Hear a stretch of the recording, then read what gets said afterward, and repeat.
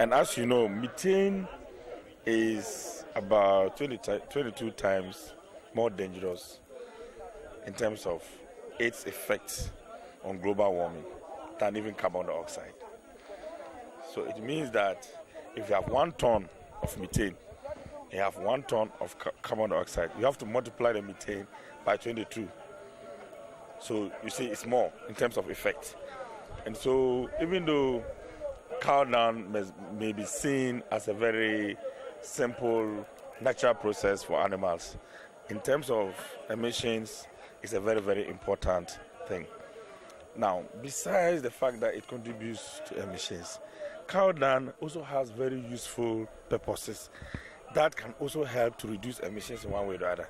For example, if you use cow dung for organic manure and you stop the use of fertilizers, because chemical fertilizers also contribute in one way or the other to emissions and also soil degradation.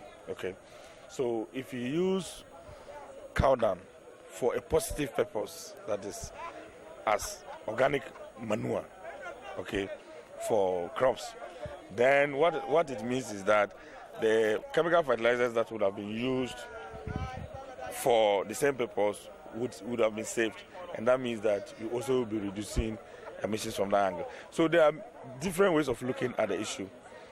You look at it from its emission point, and then what is it that you can use the same thing for in order to be able to also reduce emissions. So it serves 2 purposes. The fact that it contributes, 1, to emissions, and the fact that you can also use the same resource to reduce emissions. Now let's look at how can we manage this now that it has an effect on our climate. How do we manage it? The best way, the main problem is because we do not confine our livestock. We need to confine our livestock. Once we confine it, it means that we'll be able to collect the cow dung very well. Once we're able to collect it very well, then the next thing is how do we process that into organic manure or turn it to useful purposes, okay? And then that can easily be done because once you have the cow dung collected, then using it on farms becomes easy. Because one of the complaints we have had up north has been this issue of how to transport cow dung from where it is collected to where it has to be used. And as you know, some people have a lot of cultural beliefs related to cow dung, because, it's like it's a drop-in from an animal, and the kind of psychological and cultural interpretations that are given to drop-ins, So it means that if we're able to organize its collection to make sure that the collection becomes easy, and we're able to ensure that the way we package it and transport it to where it has to be used is done very well, many people will be encouraged, okay, to do that.